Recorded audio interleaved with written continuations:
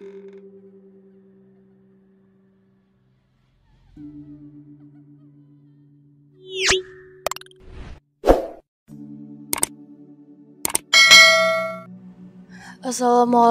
warahmatullahi wabarakatuh. Rahayu Sagung Dumadi. Kembali lagi di channel Babat Nusantara.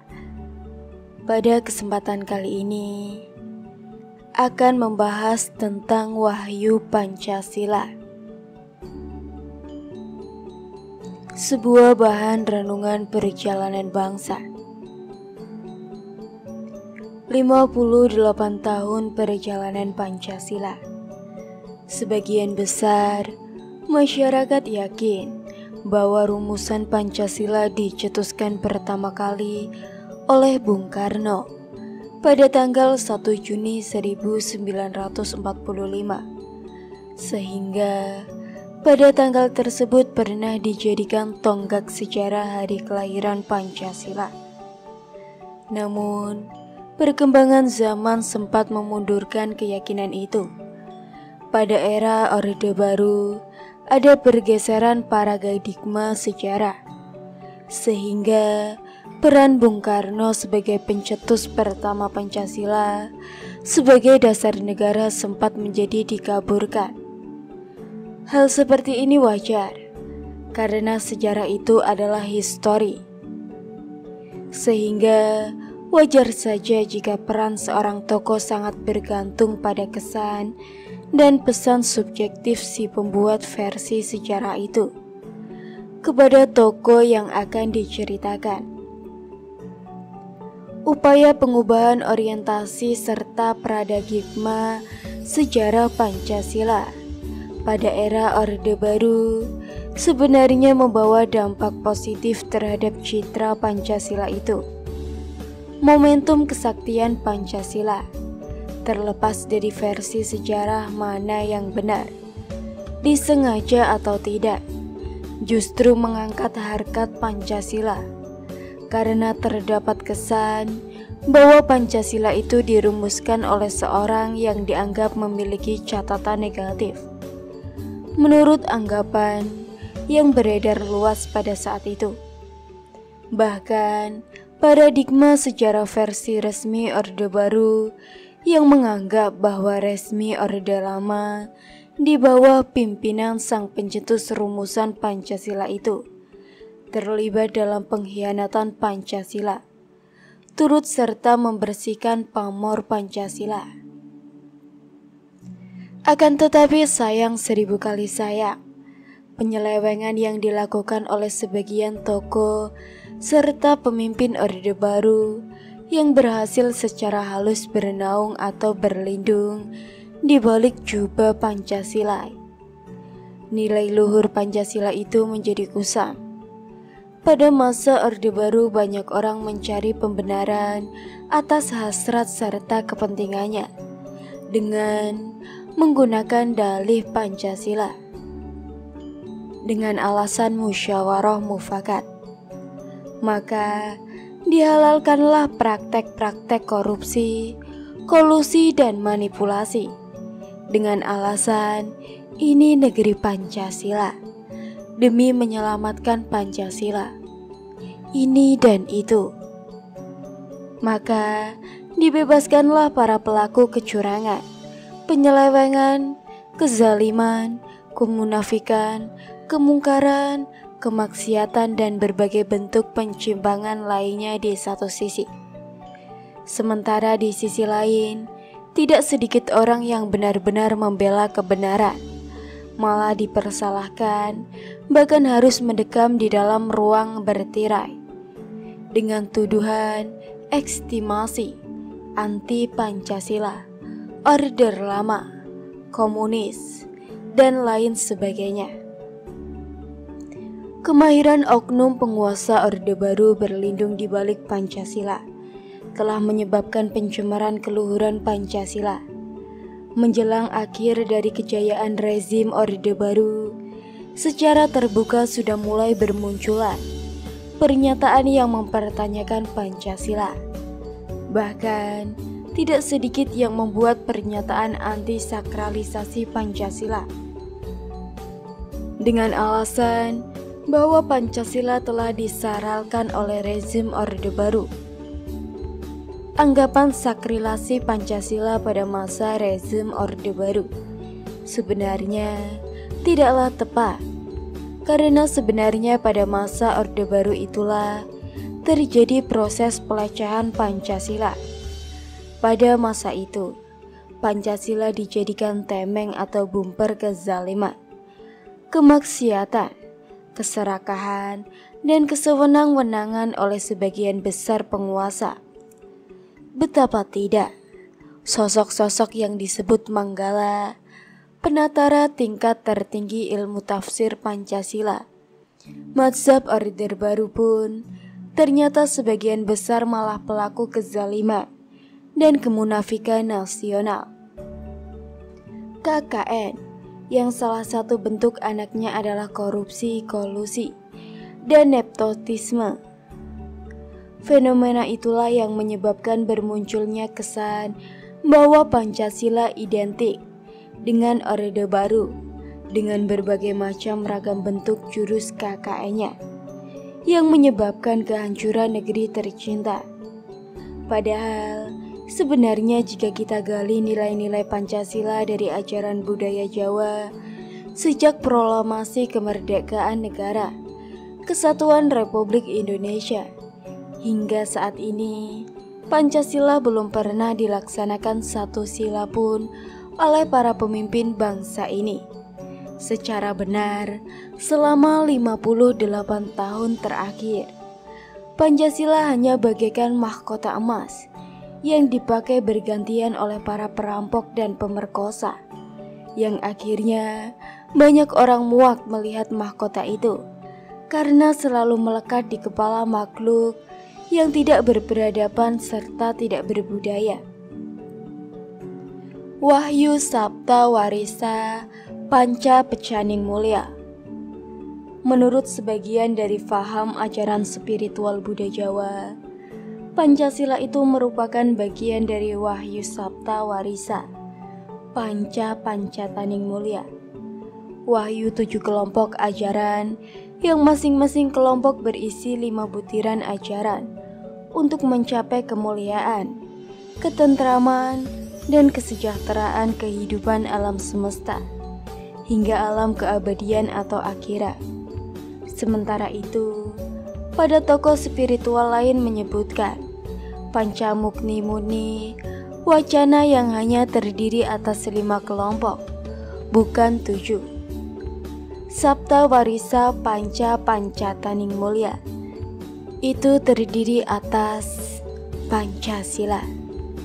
Pancasila merupakan butiran-butiran ajaran yang perlu dijadikan rujukan pembentukan sikap dasar atau akhlak manusia. Hambeng Manembah. Hambeng Manembah adalah sikap ketakwaan seseorang kepada Tuhan Yang Maha Esa. Manusia sebagai makhluk ciptaannya wajib memiliki rasa rumangsa lan pengrasa, menyadari bahwa keberadaannya di dunia ini sebagai hamba ciptaan ilahi yang mengemban tugas untuk selalu mengabdi hanya kepadanya. Dengan pengabdian yang hanya kepadanya itu, manusia wajib melaksanakan tugas amanah yang diemban, yaitu menjadi khalifah pembangun peradaban serta tatanan kehidupan di alam semesta ini, agar kehidupan umat manusia, makhluk hidup serta alam sekitarnya dapat tentram, sejahtera, damai, aman sentosa, sehingga dapat menjadi wahana mencapai kebahagiaan abdi di alam kalagenget, akhirat, kelak memayu hayu harjaning bawana, memayu hayeng harjana jagat raya, gayuh kasampurnaning hurip hung alam langgeng. Dengan sikap ketakwaan ini, semua manusia akan merasa sama, yaitu berorientasi serta merujukan semua gerak langkah serta sepak terjangnya demi mencapai ridho ilahi, Tuhan yang maha bijaksana, hayang suksma kawe kasa. Hambeng mareng ini mendasari pembangunan watak, perilaku serta akhlak manusia. Sedangkan akhlak manusia akan menentukan kualitas hidup dan kehidupan pribadi, keluarga, masyarakat, bangsa dan negara. Hambeng manunggal. Hambeng manunggal adalah sikap bersatu. Manusia yang hambeng mangeran akan menyadari bahwa manusia itu terlahir di alam dunia ini pada hakikatnya sama. Kelebihan dan kekurangannya yang dimiliki oleh setiap insan itu memang merupakan tanda-tanda keberan hayang sukma adilui, Tuhan yang maha luhur. Oleh karena itu, sebagai salah satu bentuk dari sikap ketakwaan seseorang adalah sikap hasrat serta kemauan kerasnya untuk bersatu. Perbedaan tingkat sosial, tingkat kecerdasan, dan perbedaan-perbedaan lain sebenarnya bukan alat untuk saling berpecah belah, tetapi malah harus dapat dipersatukan dalam komposisi kehidupan yang serasi serta bersinergi. Hanya ketakwaanlah yang mampu menjadi pendorong tumbuhnya hambeng manunggal ini. Karena manusia akan merasa memiliki satu tujuan hidup, satu orientasi hidup, dan satu visi di dalam kehidupannya. Di dalam salah satu ajaran spiritual, hambeng manunggal itu dinyatakan sebagai manunggaling kawula lan Gustine, bersatunya antara rakyat dengan pemimpin. Manunggale jagat gede lan jagat cilik, bersatunya jagat besar dengan jagat kecil. Manunggale manungso lan alame, bersatunya manusia dengan alam sekitarnya. Manunggale diri lan bebrayan, bersatunya individu dengan masyarakat luas. Manunggaling sabda pada, persatuan di antara sesama, dan sebagainya. Hambeng welas asih. Hambeng welas asih adalah sikap kasih sayang manusia yang hambeng mangeran, akan merasa dirinya dengan sesama manusia memiliki kesamaan hakikat di dalam hidup. Dengan kesadaran itu, setelah hambeng manunggal, manusia wajib memiliki rasa welas asih atau kasih sayang di antara sesamanya. Sikap kasih sayang itu akan mampu semakin mempererat persatuan dan kesatuan. Hambeng wisata. Hambeng wisata adalah sikap tentram dan mantap karena ketakwaannya kepada Tuhan yang Maha Kuasa. Manusia akan bersikap tentram dan merasa mantap di dalam kehidupannya. Sikap ini tumbuh karena keyakinannya bahwa semua kejadian ini merupakan kehendak Sang Pencipta. Hambeng wisata bukan berarti pasrah menyerah tanpa usaha, tetapi justru karena kesadaran bahwa semua kejadian di alam semesta ini terjadi karena kehendaknya. Sedangkan Tuhan juga menghendaki manusia harus membangun tata kehidupan untuk mensejahterakan kehidupan alam semesta.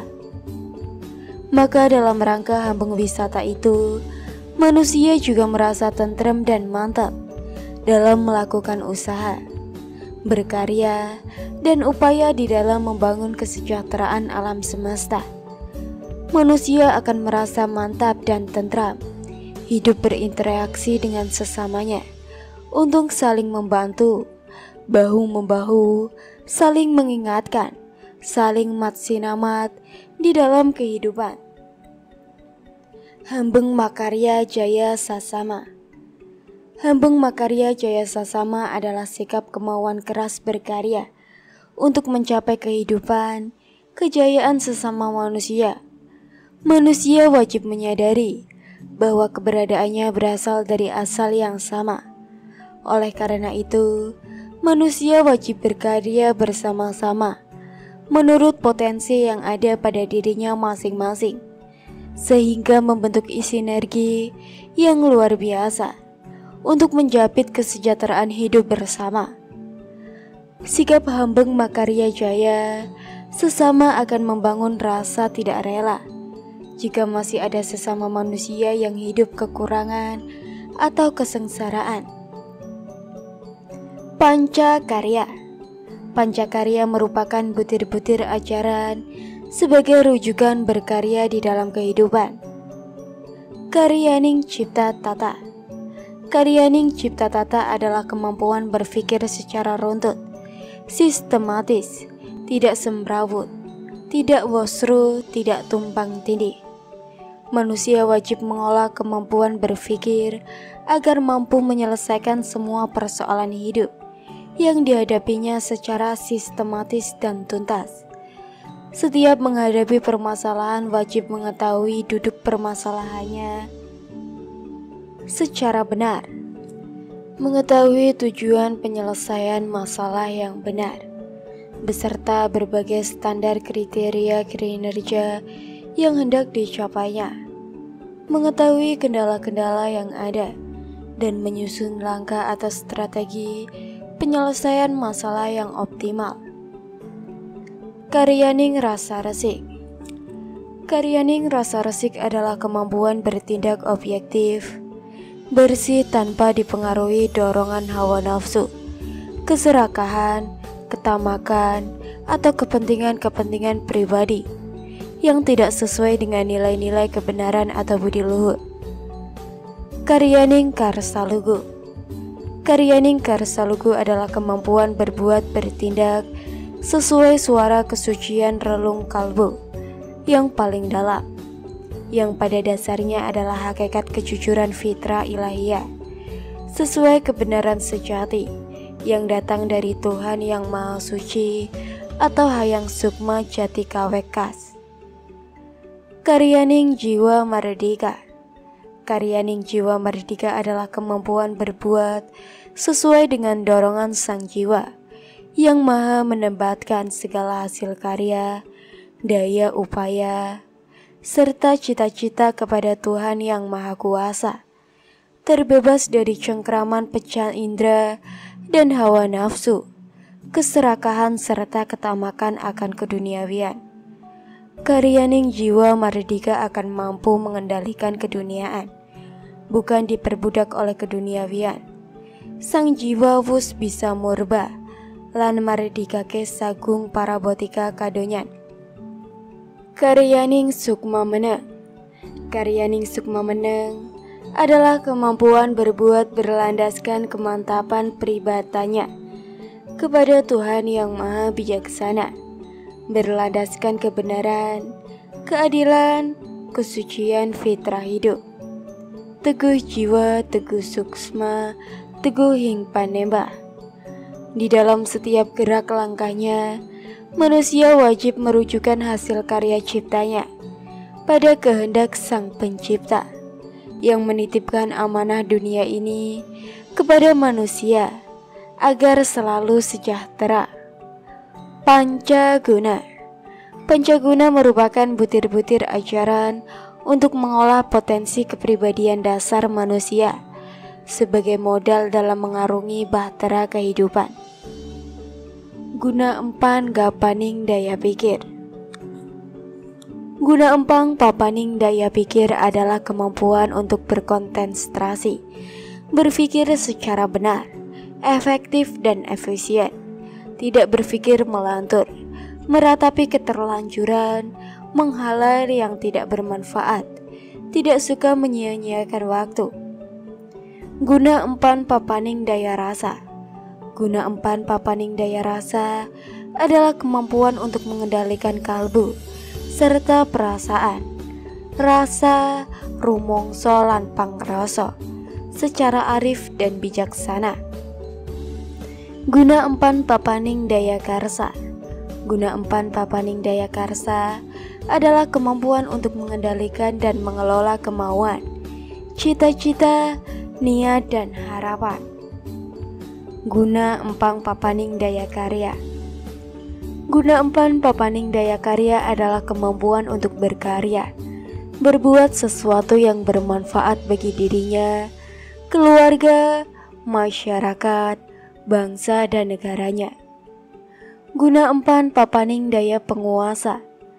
Guna empan papaning daya penguasa adalah kemampuan untuk memanfaatkan serta mengendalikan kemampuan, kekuasaan dan kewenangan secara arif dan bijaksana, tidak menyalahgunakan kewenangan, kekuasaan serta kemampuan yang dimilikinya, dimanfaatkan secara baik, benar dan tepat untuk mengelola, merencanakan, mengatur, mengendalikan dan mengawasi kehidupan alam semesta. Pancadharma. Pancadharma merupakan butiran-butiran ajaran rujukan penghargaan, orientasi hidup dan berkehidupan sebagai penuntun bagi manusia untuk menentukan visi dan misi hidupnya. Dharma marang hingkang akarya jagat. Dharma marang hingkang angkarya jagat adalah melaksanakan perbuatan mulia sebagai perwujudan pelaksanakan kewajiban umat kepada Sang Pencipta. Manusia diciptakan oleh Tuhan Yang Maha Esa untuk selalu menghambakan diri kepadanya.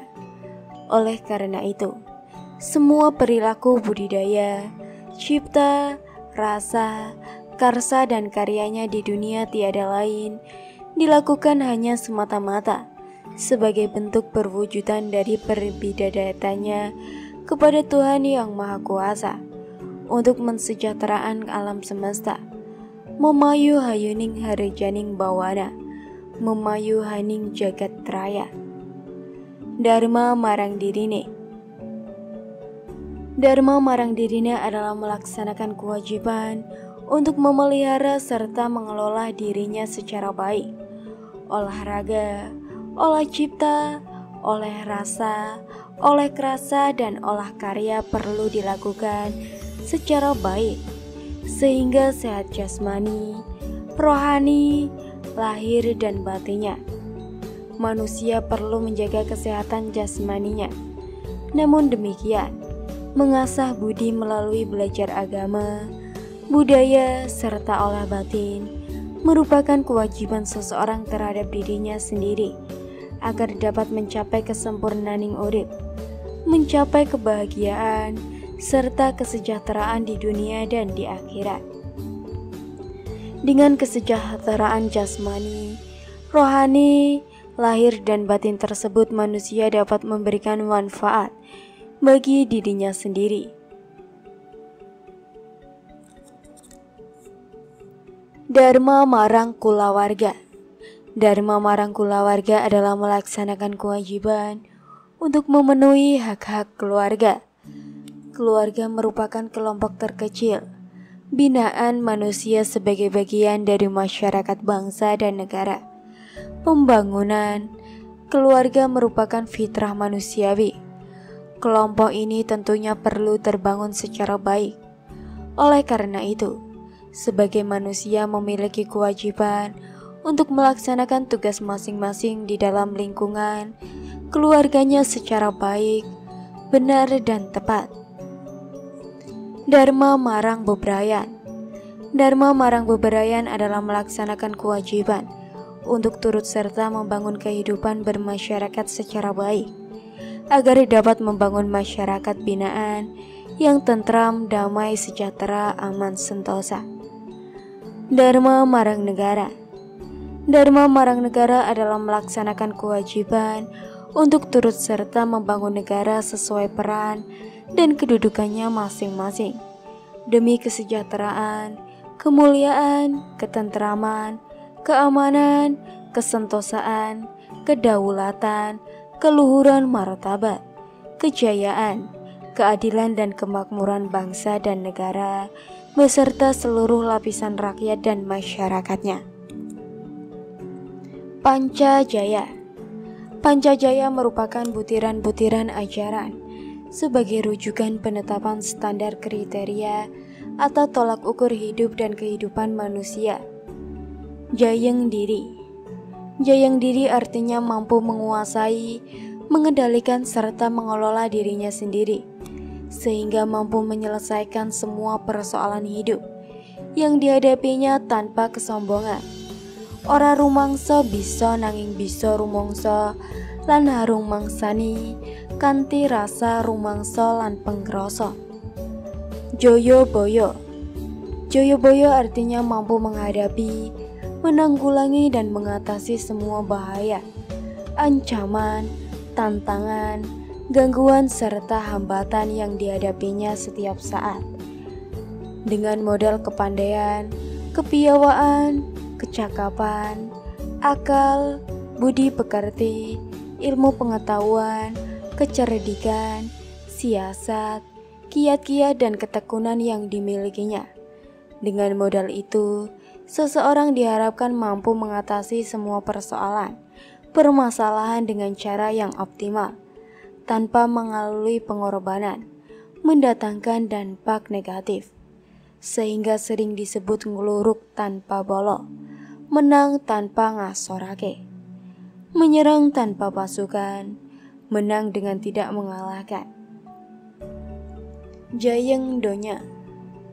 Jayeng donya artinya mampu memenuhi kebutuhan kehidupan di dunia tanpa dikendalikan oleh dorongan nafsu keserakahan. Dengan kemampuan mengendalikan nafsu keserakahan di dalam memenuhi segala bentuk hajat serta kebutuhan hidup, maka manusia akan selalu peduli terhadap kebutuhan orang lain dengan semangat tolong-menolong serta memberikan hak-hak orang lain, termasuk fakir miskin, orang lemah yang nandang kesusahan atau papa cintraka. Jayeng bawana langgeng.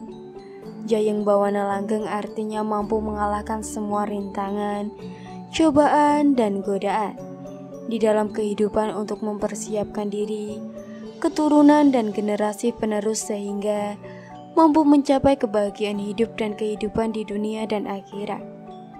Jayeng lana. Mengawaseng hurip lahir batin kanthi langgeng. Jayeng lana artinya mampu secara konsisten menguasai serta mengendalikan diri lahir dan batin, sehingga tetap berada pada hidup dan kehidupan di bawah ridho ilahi. Pancadaya. Pancadaya merupakan butir-butir ajaran sebagai rujukan, sikap dan perilaku manusia sebagai insan sosial atau bagian dari warga masyarakat, bangsa, dan negara. Di samping itu, sementara para penghayat spiritual kebudayaan Jawa mengisyaratkan bahwa pancadaya itu merupakan komponen yang mutlak sebagai syarat pembangunan masyarakat yang adil, makmur, sejahtera, aman, dan sentosa lahir batin. Daya kaweruh luhuring sujana. Daya kaweruh luhuring sujama artinya kekuatan ilmu pengetahuan yang mampu memberikan manfaat kepada kesejahteraan alam semesta. Daya adiling pangrasa. Daya adiling pangrasa atau tuang guna artinya kekuatan keadilan para pemimpin. Daya katemaning panguwaboga. Daya katemaning panguwaboga artinya kekuatan kejujuran para pelaku perekonomian, pedagangan, pengusaha. Daya kesetianing para punggawa lan nyaka. Daya kesetianing para punggawa lan nyaka artinya kekuatan kesetiaan para pegawai atau karyawan. Daya panembahaning para kawula. Daya panambahin para kawula artinya kekuatan kemuliaan akhlak seluruh lapisan masyarakat, mulai rakyat kecil hingga para pemimpinnya, mulai yang lemah hingga yang kuat, mulai yang nestapa hingga yang kaya raya, mulai kopral hingga jenderal, mulai sangsarawan hingga hartawan. Panca pemanggulan adalah butir-butir ajaran rujukan kriteria sosok manusia pemersatu. Sementara tokoh penghayatan spiritual jiwa menyebutkan bahwa sosok pimpinan yang adil dan akan mampu mengangkat harkat serta martabat bangsanya adalah sosok pemimpin yang di dalam jiwa dan raganya bersemayam perpaduan kelima komponen itu. Pandita suci hing ciptanala. Pandita suci hing ciptanala adalah sosok insan yang memiliki sifat fitrah, yaitu kesucian lahir batin, kesucian fikir dan tingkah laku demi memperoleh ridho ilahi. Pancadaya. Pancadaya merupakan butir-butir ajaran sebagai rujukan sikap dan perilaku manusia sebagai insan sosial atau bagian dari warga masyarakat, bangsa dan negara. Di samping itu, sementara para penghayat spiritual kebudayaan Jawa mengisyaratkan bahwa Pancadaya itu merupakan komponen yang mutlak sebagai syarat pembangun masyarakat yang adil, makmur, sejahtera, aman dan sentosa lahir batin. Daya kaweruh luhuring sujanama. Daya kaweruh luhuring sujanama artinya kekuatan ilmu pengetahuan yang mampu memberikan manfaat kepada kesejahteraan alam semesta. Daya adiling pangrasa. Daya adiling pangrasa atau tuanggana artinya kekuatan keadilan para pemimpin. Daya katamaning pangwaboga artinya kekuatan kejujuran para pelaku perekonomian, pedagang pengusaha. Daya kesetianing para punggawa lan nayaksa. Daya kesetianing para punggawa lan nayaksa artinya kekuatan kesetiaan para pegawai atau karyawan. Daya panembaning para kawula. Daya panembaning para kawula artinya kekuatan kemuliaan akhlak seluruh lapisan masyarakat, mulai rakyat kecil hingga para pemimpinnya, mulai yang lemah hingga yang kuat, mulai yang nespa hingga yang kaya raya, mulai yang kopral hingga jenderal, mulai yang sangsarawan hingga hartawan. Panca Pamanunggal. Panca Panunggal adalah butir-butir ajaran rujukan kriteria sosok manusia pemersatu. Sementara tokoh penghayatan spiritual jiwa menyebutkan bahwa sosok pemimpin yang adil dan akan mampu mengangkat harkat serta martabat bangsanya adalah sosok pimpinan yang di dalam jiwa dan raganya bersemayam perpaduan kelima komponen ini. Pandito Suci Hing Ciptonala. Pandito Suci Hing Ciptonala adalah sosok insan yang memiliki sifat fitrah, yang kesucian lahir batin, kesucian fikir dan tingkah laku demi memperoleh ridho ilahi. Pamong Waskito. Pamong Waskito adalah sosok insan yang mampu menjadi pelayan masyarakat, yang tanggap aspirasi yang dilayaninya. Pangayom Prada berbudi bawa-bawa laksana. Pangayom Prada berbudi bawa-bawa laksana adalah sosok insan yang mampu melindungi semua yang ada di bawah tanggung jawabnya, mampu bersifat menjaga amanah dan berbuat adil berdasarkan kejujuran. Pangrasa mulia limpat wicaksana.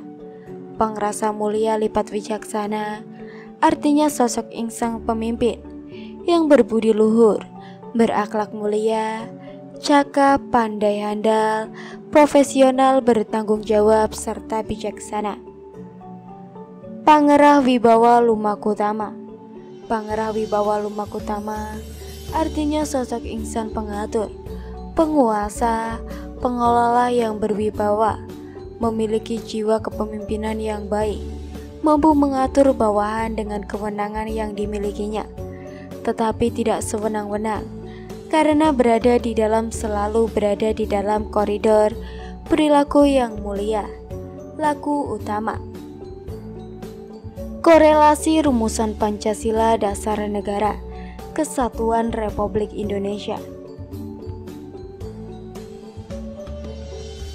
Menurut KRMH TH Koesumo Boidoyo, di dalam buku tentang wawasan pandan pandoming geseng wewara adiluhung para leluhur Nusawantara ngudi kasampurna gayu kamardikan. Pada tahun 1926,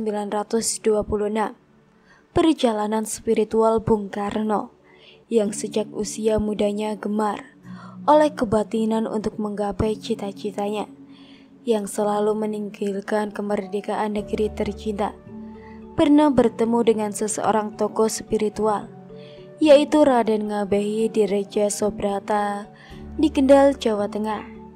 Pada saat itu, Raden Ngabehi di Rejo Brata mengatakan kepada Bung Karno, "Nak, benjing menawi nanggari sampun merdika, dasaripun Pancasila, supados Nak Karno mengertos. Sapunika ugi kula atur suwun Dik, wardi Mantri Guru Sawang Magelang." Yang artinya, "Nak, nanti jika negeri telah merdeka, dasarnya Pancasila. Supaya Nak Karno mengerti, sekarang juga saya sarankan menemui Dikwardi, Mantri Guru Sawangan Magelang." Setelah Bung Karno menemui Raden Suwardi di Sawangan Magelang, maka oleh Raden Suwardi disarankan agar Bung Karno menghadap Raden Mas Sawardi Prabokusumo di Yogyakarta. Di dalam pertemuannya diiringi Raden Mas Sawardi Prabokusumo, itulah Bung Karno memperoleh wejangan tentang Pancamukni Murni, wacana dalam bingkai ajaran spiritual Buddha Jawa yang terdiri atas Pancasila, Pancakarya, Pancaguna, Pancadharma, dan Pancajaya. Terlepas dari kecenderungan faham pendapat seperti Warsito Panca Pancataning Mulia atau Panca Mukni Muni Wacana, jika dilihat rumusan Pancasila dasar Negara Kesatuan Republik Indonesia beserta proses pengusulan rumusannya dengan menggunakan kejernihan hati dan kejujuran, sepertinya dapat terbaca bahwa seluruh kandungan ajaran Wahyu Sabta Wariso Panca Pecadaning Mulia atau Pancamukni Muni Wacana itu termuat secara ringkas di dalam rumusan sila-sila Pancasila, yaitu 1. Ketuhanan yang Maha Esa. 2. Kemanusiaan yang adil dan beradab. 3. Persatuan Indonesia. 4. Kerakyatan yang dipimpin oleh hikmah, kebijaksanaan dalam permusyawaratan atau perwakilan. 5. Keadilan sosial bagi seluruh rakyat Indonesia. Ajaran moral universal. Kelompok orang yang sudah mulai alergi terhadap Pancasila sering mengira bahwa penghambat kemajuan bangsa ini adalah Pancasila. Pendapat itu merupakan pendapat yang sangat keliru karena tidak disertai pemahaman yang menyeluruh tentang makna serta hakikat Pancasila.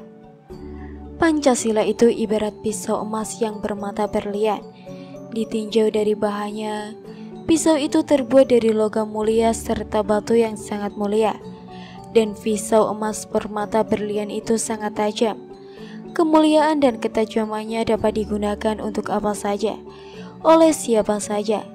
Pisau itu dapat digunakan untuk memasak, untuk berkarya, membuat ukiran patung yang indah, untuk mencari air dan mata pencarian demi kesejahteraan dan ketentraman, tetapi dapat pula untuk menodong, bahkan membunuh. Pisau itu pun dapat dibuang, digadaikan atau dijual oleh orang yang tidak mengerti nilai value. Permasalahannya sangat bergantung pada manusia pemakainya. Seekor monyet jika disuruh memilih antara pisang atau pisau emas yang bermata berlian tadi, pasti akan memilih pisang.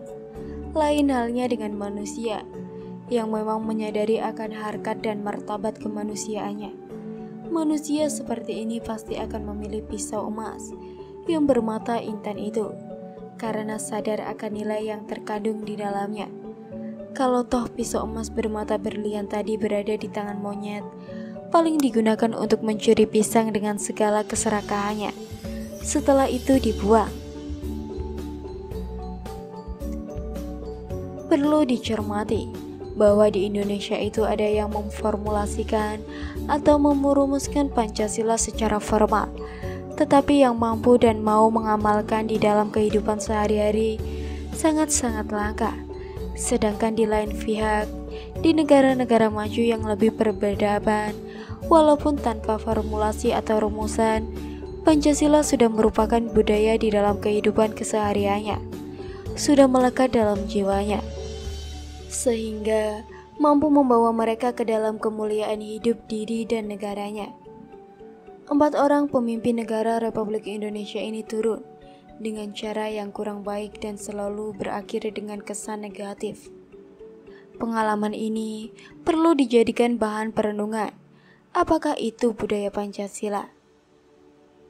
Bahkan sejarah pun mencatat, bukan hanya di zaman Republik saja, tetapi sejak kerajaan-kerajaan terdahulu di bumi pertiwi ini, setiap pergantian kepemimpinan hampir selalu disertai berbagai kesan atau proses yang kurang baik. Keruntuhan Sriwijaya, Majapahit, Mataram dan negeri-negeri lain di persada Nusantara ini perlulah kiranya kita jadikan bahan renungan dan tantangan. Benarkah di dalam sanubari manusia Indonesia ini masih mengalir darah Pancasilasi? Semoga bermanfaat bagi kalian. Rahayu, Rahayu, Rahayu.